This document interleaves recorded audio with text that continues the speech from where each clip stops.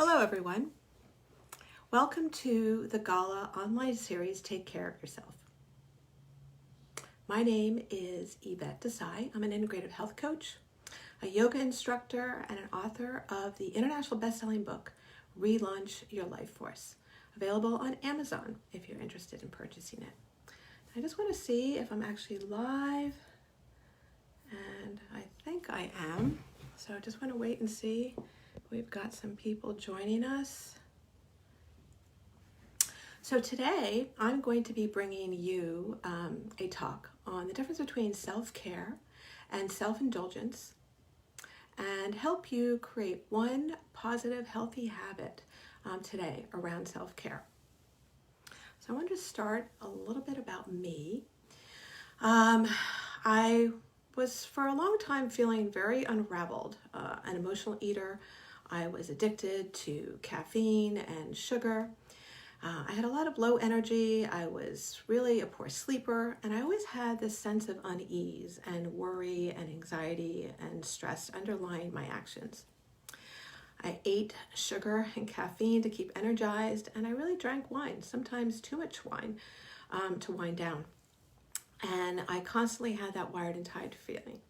So one of the things that I really began to do was really not necessarily look at I had to discern what self-care was versus self-indulgence. And I think what's really happened for me, and especially during this time in COVID, is that I've really ground into my habits, and it's really helped me feel a lot more positive, a lot more grounded, a lot more secure about what goes on in today's society. I haven't, in the past, I might have been a little bit crazed or fearful or anxious about what's going on. I've really approached this whole episode that we're dealing with a lot more ease in my life. And I want to really share that with you today. So, my past story is a little bit about how I was able to really change that. As I was saying, I felt a little bit crazed, and eventually all of this caught up to me, this tired and wired feeling. I developed thyroid and adrenal issues. Fortunately, I was really able to help myself and heal my body using complementary modalities and a lot of lifestyle change. And this was really important for me because I didn't want to deal with the surgery, and the pharmaceuticals that they were proposing. I was also really raised to do. And I think that's a big part of today's society, is that we're always supposed to be producing, creating something, always being on the go. When someone asks you how you are, your first thing that you say is, oh, I'm really busy. I'm doing this and I'm doing that. And I think one of the things that some of you might agree with, especially if you've begun to look inward during this time, is that with that inward reflection, we probably have a little bit more quiet time, a little bit more time that we've allowed ourselves to slow down and maybe use some of that time that we would have used commuting or going into the city or driving our kids around to maybe sit and spend time with the people who are also around us. And all of these are are a few examples of self-care. So when I was thinking of self-care in the past, mainly what I was thinking about was what were the rewards that I would have immediately around self-care. It was a result of doing something. For example, if I closed a deal, maybe I'd go and buy an expensive pair of shoes or a bag. But what the difference was with self-care versus self-indulgence was with self-indulgence, what was happening was that I was having an immediate reward. Whereas with self-care, you might not see that reward straight away. It might take a little bit more time. I was also never really raised to understand what self-care was, and I don't think many of us are. I knew that I was supposed to eat healthy and exercise and blah, blah, blah, and all those things that we hear. But I didn't realize really intrinsically what that meant in my body until I got sick. And so I'm hoping maybe I can help you there a little bit before you get to the point where you need to heal your body. So let's really go into that a little bit and clarify a little bit more so what is the difference between self-care and self-indulgence. When I think about self-care, what I'm really thinking about is the actions that you are taking personally to support your physical, your mental, and your spiritual well-being. And this can be a little bit fuzzy sometimes. The big difference really, as I was beginning to allude to before, was that self-care is really looking at the longer term. An example might be a yoga practice, for instance. So a lot of people might approach yoga and say, oh, well, I tried it, didn't really do anything for me. I've tried it a couple of times. And for me, what I really thought was I was able to feel a big difference in my body once I began to create more of a commitment around it, where I was practicing almost every day. So it was a couple of months before I really began to see some of those differences physically in my body, and then also some of those differences between the mind and body connection there, where I was feeling calmer and more at ease in my life. But it didn't happen in one session of yoga, so it took a little bit of time. But there is the other side of that. So when we do things like that for ourselves, sometimes we're made to feel guilty. Sometimes we're made to feel guilty about taking that time out for yoga or an exercise class, maybe even a date night or a massage. And we think that, or we're conditioned to think, that sometimes taking that time out for ourselves is sacrificing the well-being of others and the growth of others around us. But in fact, what is actually true is that the opposite is true. I'm sure that you've all heard the analogy that you've got to put your oxygen mask on. So when you're on a plane and it's about to go down, you need to pull that oxygen mask on, and the parents have to put it on themselves before they can put it on your kids. And it's the same thing. Self-care is really filling our own well, our own vessel with positive energy, so that we can really not only help ourselves, but so that the others around us, the people that we are interacting with on a day-to-day basis, can really reap those benefits. Our well gets filled. So when we decide to really take care of ourselves in a more attentive and more nurturing way, we are protecting and replenishing that energy so that we have more to offer to the people around us, to the people that we interact, and more to offer to the world. So what is not self-care? So in other words, what is self-indulgence?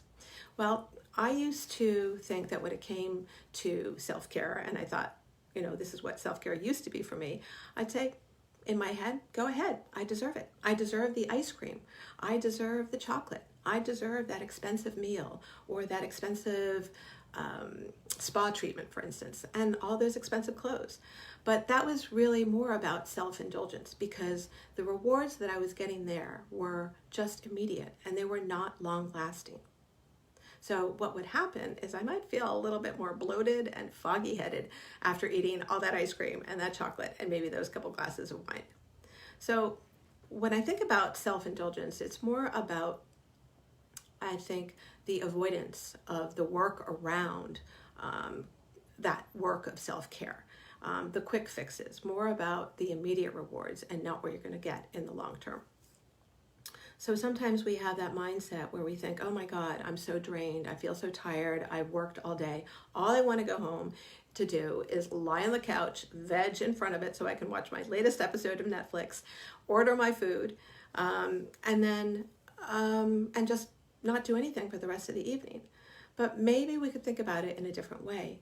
Maybe we could think about maybe taking a break, sitting in silence for a little while, maybe going out for a walk, maybe cooking a nourishing meal, and maybe even spending some time with a loved one, of course, with social distancing in mind, if it's not someone in our household or we're not supposed to be around. So those are just some of the clarifications there. So avoidance can be a trigger. I want to welcome all of you that are here now. Anna Maria and David, thanks for joining us. And Debbie, thank you. So you might be asking, how do we go about doing this? How do we go about implementing self-care? What are the things that we need to do? So when I think about self-care, I think about focusing on the 10 habits that I alluded to in the initial part of my conversation, the things that help to ground me on a day-to-day basis. One of the things I mentioned is I am also a yoga instructor. And so there's a sister science to yoga, which is called Ayurveda. And it's really ancient wisdom and medicine. It's the sister science to yoga that helps to heal and provide wisdom to us in our day-to-day living. And this has been around for thousands of years, so it's nothing new.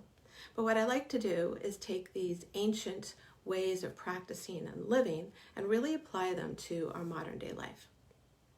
And I try and do everything every day, but I'm human, just like you, and we try and do the things that we can do. So I strive for 80%, and 80% is probably better than what I did yesterday, but I'm still doing better than yesterday, and I'm still striving forward, and I'm still trying to reach my goal and the vision of the better person that I want to be.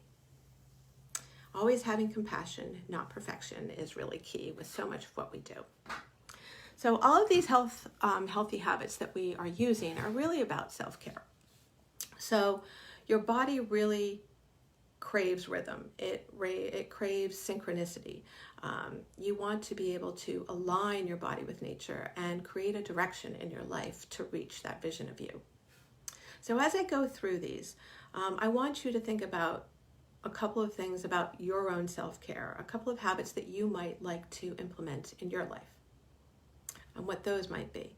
And think about, what is that vision and why do you want to do this? What is the feeling that you are trying to experience in your life? Because that is one of the first steps in creating change for yourself, is thinking about why I want to make this change. What is it that I want to be? How is it that I want to feel? Especially during this time that we spend in COVID, I know that when we come out of this, all of our normals are going to be, our new normals are going to be a little bit different. So think about this time and how you can invest in yourself, invest in your own self-care, invest in time and taking care of yourself. And I know a lot of people, when they think about self-care, they think that, well, that's only for people who can afford the luxury and the time of doing that. But in fact, it's an investment not only in you, but in your family and in your life. And if you think about that, and you think about going back to filling that well, then you're also helping everyone around you. So the other thing I wanted to just mention briefly, because I'm going to guide you through a brief visualization exercise, is I want you to think about these actions and habits, because the current actions and habits that you have in your life reflect how you are right now. And if you have a different vision of how you want to be or how you want to feel, then you need to realign your actions and your habits so that you can reach that. So another way to ask that might be, what is the result that you want from that action or that habit? Do you want to feel more rested? Do you want to feel lighter in your body? Do you want to feel clear in your head? Do you want more love in your life? Do you want to feel a little bit happier every day and have improved energy and improved digestion? Those are just a few examples, and yours might be different. Just think about what resonates to you. So I want to just take a few moments now and just do a little visualization around this. So if you're seated, not if you're driving, because if you're driving, just listen onward and watch the road. But if you're seated and you're in a quiet space, I'd like you to just take a few moments and close your eyes. Allow yourself to settle into your space. Take a deep breath in through your nose.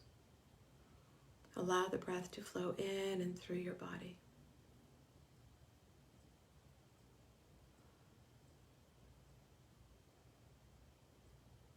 Find some ease in your face, your jaw, and your shoulders.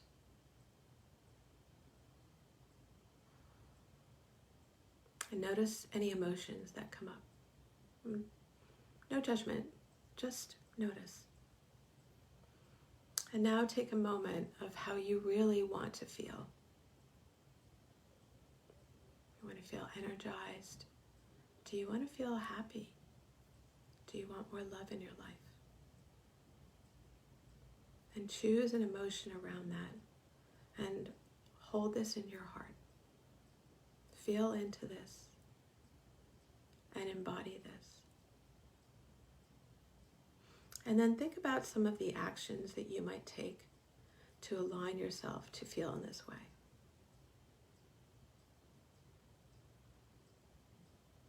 Feel this, embody this emotion, hold it in your heart, and know that this is possible. This result and this emotion is possible.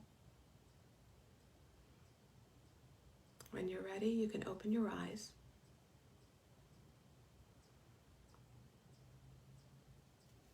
So now you have a better understanding, hopefully, of what it is, how you want to feel, the result that you want to have after engaging in self-care. So I'm going to go through some of the habits. I'm just going to go through them quickly because there's 10 of them and I could spend a lot of time on each one of them. So I'm just going to go through them, and maybe you can pick one from this list. Pick one that resonates with you. If there is not one that resonates with you and you would like to work on something else, then hold that thought and we'll get to that, because the next step after that is I would like to go ahead and just explain to you a little bit about how to implement that habit in your life in a much easier way than you might have been doing it in the past. So the first habit is eating an earlier, lighter dinner. So I really like to eat my main meal, or my heavier meal, I would say, in the middle of the day. And I really like to do this because it really helps to diminish more of the highs and lows that I have with the blood sugar. It helps to reduce my cravings. And for me, that's really important, especially because I used to be a sugar and a caffeine addict. And it also gives my body a lot of time to digest my food, and then my body can focus better on sleeping at night when I've had a lighter dinner in the evening, maybe like around 5 or 6. And then my body can just relax and restore at night when it's meant to be doing that, not focusing on digesting my food. The second one is going to bed early. Are your lights out by 10? Well, if so, then you're probably sleeping better, and that's a good thing. So that's the next thing. And if not, maybe that's something that you kind of want to re-engineer and help in your life. The next one is start your day right. So I like to start my day by getting up early, because I've gone to bed pretty early and I'm feeling really good and I'm following the rhythms of my body. And I like to hydrate. So I like to start with a quart of warm lemon water, and then I like to eliminate. Yep, poop it all out. I said it, poop. And if you've had your main meal in the day, then your body will be able to release everything. And not only that, it's creating space for you to develop new prana, to welcome in new energy for your day and start your day on the right way. The third one, or the fourth one actually, is a body breath practice before breakfast. So about 20 minutes, move your body. So how can you do this? Well, maybe you're lucky enough to have a dog and you can go out and just put on your sneakers and walk your dog in the morning. That's an option. Maybe you will have a small yoga practice before you have breakfast. Maybe you have kids and you want to get out there and just jump rope with them or throw the ball with them. It can be anything that works for you. If you're a CrossFitter, you can CrossFit. You just have to do what's right for you and your body. The next one is eating more of a plant-based diet. So I'm really big. I'm not saying that you have to eat a plant-based diet. If you like chicken and beef and fish, then that's great. What I'm just suggesting is eating more produce, more vegetables, more fruits, and big variety in these. What is your body craving? Different kinds of greens, different kinds of sprouts. Think about what your body needs and go and work with the seasons. What's in season, and let's eat that. The next one is self-massage. Oil is a great way to lubricate your body, the joints, and really ward off old age. If you're using an organic pressed oil on your skin, it can help it glow. It's anti-aging. It helps you to relax. This is something that I really, really embraced during this time, because initially when we began to come into quarantine, I was feeling a little uneasy about all of this, and I was having some problems sleeping. So by using my hands, which are healing, all of your hands are healing to your body, I was able to really allow myself to sleep much better by relaxing my scalp, massaging my scalp rather, and in my neck, into my back, and really feeling into the parts of my body that really needed some extra attention. So that was really helpful for me, and I highly recommend it, because overall as well, you just feel more relaxed through your day. Sitting in silence. So this is all about meditation, and I know a lot of you might be intimidated by that word, but you can sit in silence, and then you can up-level to meditation. You can just sit. You can even do a walking meditation. So you have to choose which one is right for you. It's just a way to really let your busy mind, your emotions, and your nerves allow yourself just to sit in stillness so that you can hit the reset button. So that's just important. Then we go back to healthier eating guidelines.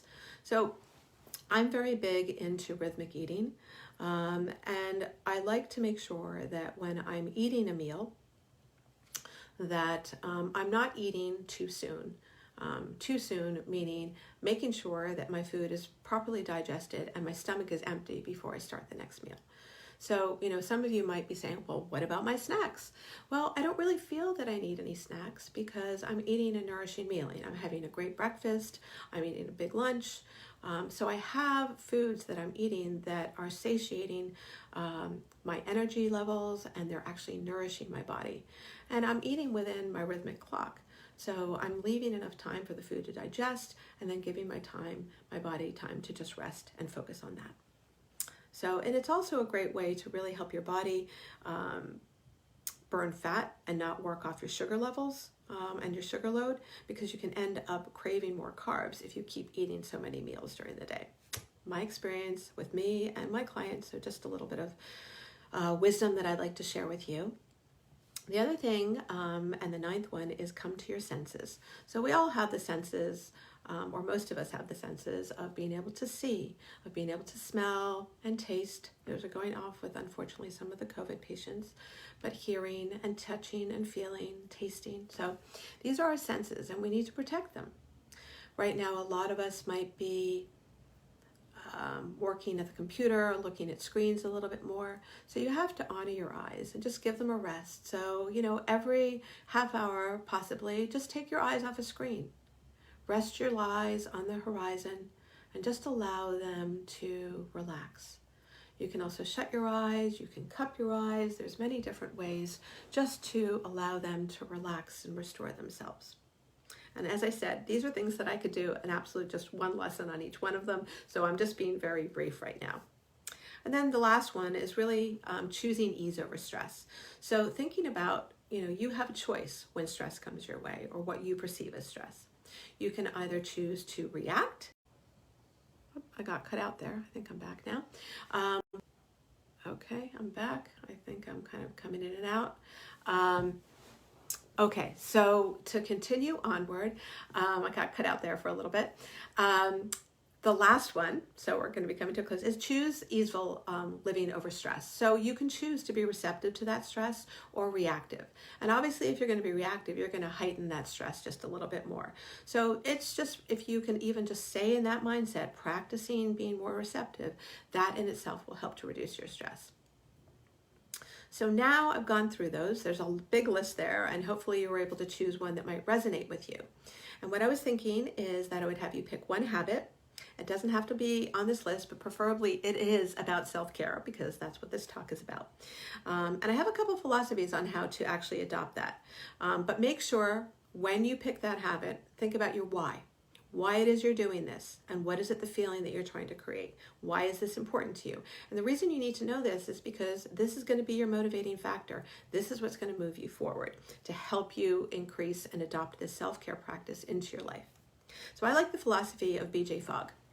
He's a behavioral scientist, and he works on adopting behaviors around triggers. So what are those triggers? Those triggers are location, people, time, and emotional state. So you might think, well, how is this going to work? So you're going to have the trigger that will precede the action. And what's really important is that you want this to be really simple and underwhelming. And as long as it's simple, we're going to be able to change that behavior just a lot more quickly. Just important to keep in mind. So one example could be, maybe I want to start a consistent meditation practice. And this was actually true for me a while ago. And I really wanted to do this because I really wanted to start my day with more of a day with easing into my day rather than a stressful day, waking up and being panicked about what was going on in my life. I wanted a vision. Also, I wanted the opportunity to envision how my day was going to be and feel more relaxed. So the way that I began to integrate that is I always get up early, and I always have my lemon water in the morning, and then I have to feed my dogs. So as soon as the dogs are done eating, I would set myself on the chair, the same chair, so the same location all the time, the same time pretty much every day, and I would sit there. And initially I started in silence. And initially I began to just adopt my meditation practice bit by bit, repeating the habit over and over, and my body became accustomed to this routine of waking up, having my lemon water, and then going to my meditation every day. Another example might be you want to get that body breath practice in. So I like to do little acronyms. Mine initially was, before we had dogs, was RPM, rest, pee, and meditate. So I was actually working with someone last night, and she likes to exercise right after she gets up. So we did an acronym of RPE for her. So it's rise, pee, and exercise. So she left her sneakers by her bed. She'd go to the bathroom, put on her sneakers and her workout clothes, and she was out walking in the morning before she had to go to work. So that's just another, that's around time in the morning. Another one might be around feeling more rested. So maybe you want to go to bed earlier. So maybe you put a timer on at 9 a.m. to kind of be a trigger, or at 9 p.m. rather, because 9 a.m. you probably don't want to go to bed unless you're working overnight. And then maybe you tell your partner, I need your help in reminding me that I need to wind down and start going to bed. And maybe you guys decide to go to bed at the same time. So, that's a way that you can trigger that. You're using another person to prompt you going forward. So those are a couple of examples. So think about your habit, and then think about the trigger that might work for you. So the trigger happens, and then the action will follow that. So it seems simple because it is, but repetition makes it automatic, just like brushing your teeth. Every morning we wake up, and every night before we go to bed, hopefully you're brushing your teeth. So it's kind of that same thing. So even using brushing your teeth as a trigger is also a great way to do it. So, if you want to read more before you go to bed, then after I brush my teeth, I'm going to read for 10 minutes. You can make that automatic. So remember, trigger is location, time, emotional state, and person. So hopefully you learned a little bit more about self-care versus what self-indulgence is. I hope that I was able to help you implement a new self-care practice in your day. I invite you to join me for a 30-minute a coaching strategy call. There's no obligation. It'll just help you a little bit to ascertain what your vision is, and maybe to help you to begin to implement some of those self-care practices that you need in your life. You can learn more about me at IvetteDesai.com. You can also go to the wellnessgala.com website to learn more. I also have a Healthy Habits to Thrive Facebook group where I post daily. And if you have any questions, please reach out to me. Thank you for joining the Wellness Gala Self-Care series. And you can find out more about them on wellnessgala.com. Thank you very much. Namaste.